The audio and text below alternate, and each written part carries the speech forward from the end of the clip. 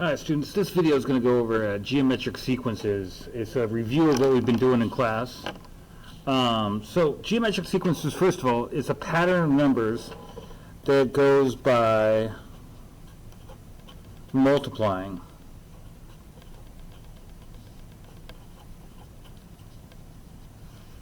Okay, so if the pattern of numbers goes by multiplying, there's a couple things we look for.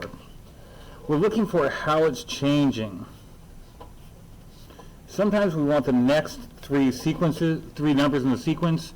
Sometimes we want a formula for it.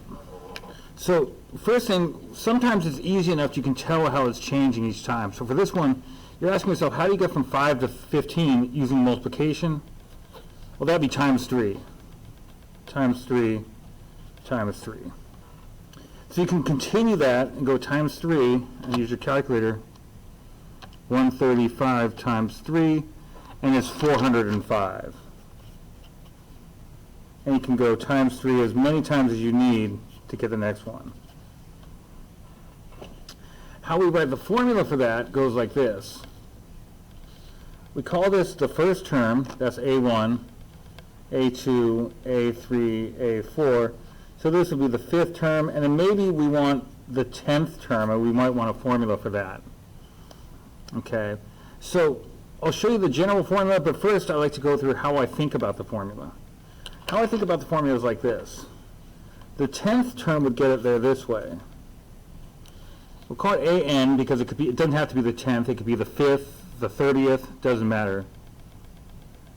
Okay, let's let that focus again. And so how we do this, how do you get through this process? Well, you started with 5, and then you multiply it by 3. But that'll only get you the second one. If we're going to keep going, we have to continually multiply by 3, and continual multiplication means exponents. Now what we're going to do is we're going to put n here, but we don't actually use n. Okay? Because what we're going to think about is, if you went from the first one to the fourth one, you didn't take 4 steps, you took 1, 2, 3 steps. You multiply by 3 times. So you wouldn't put 4 up here, you'd put 3. That would be n minus 1. So we put the n minus 1 because we don't count the first step. That was where you started from. So it has your starting value. The 3 is the multiplier, or we also called it the ratio, and I'll tell you why we call it the ratio. Okay, I'll tell you that in just a minute. The minus 1,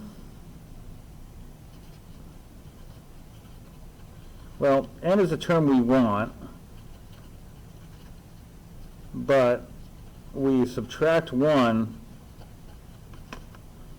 because we don't count the first one.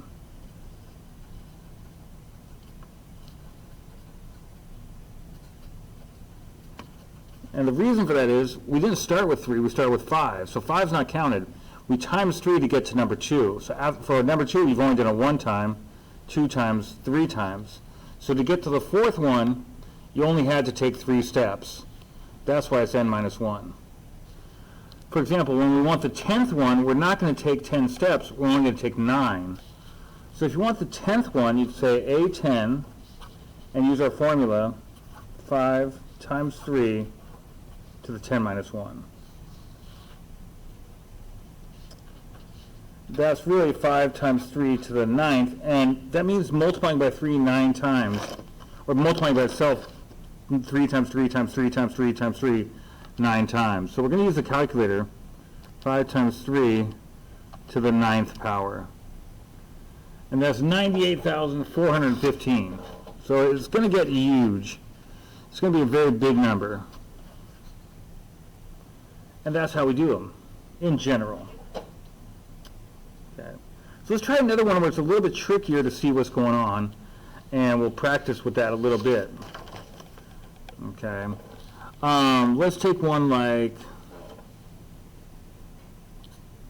16.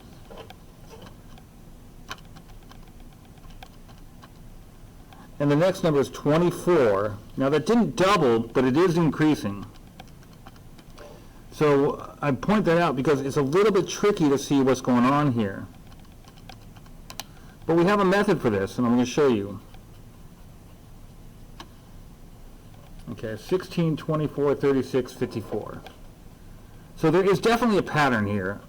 Okay, if there's no pattern, we're stuck. But there is a pattern, we just don't see it yet. And the pattern, if they tell you it's geometric, if they say it's geometric, that's multiplying. Geometric ones would be multiplying. Okay, well if it's multiplying going forward, then going reverse, the reverse of multiplication is division. So what we do here is we check the ratio. The second one compared to the first one. So A2 just means the second number, which is 24. A1 means the first number, which is 16.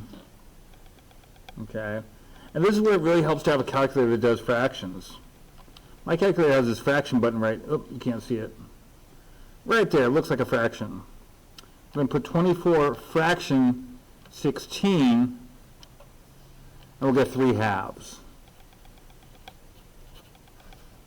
That's what our ratio is. That's what our multiplier is. So that we call that the ratio because it is a fraction.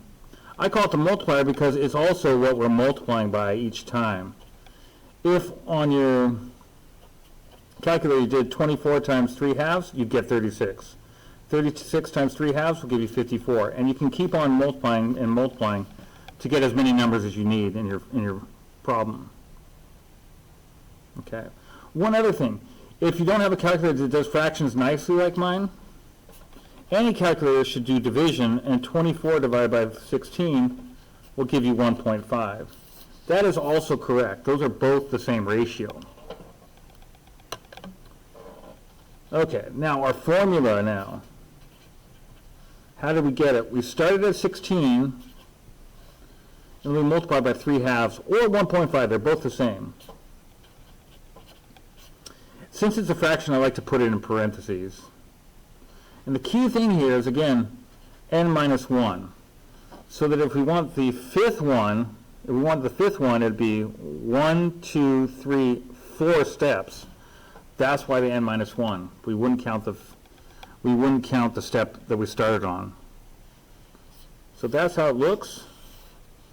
Now if we want the fifth one, that'd be 16 times 3 halves to the 5 minus 1. And again, you're going to definitely want a calculator for that part.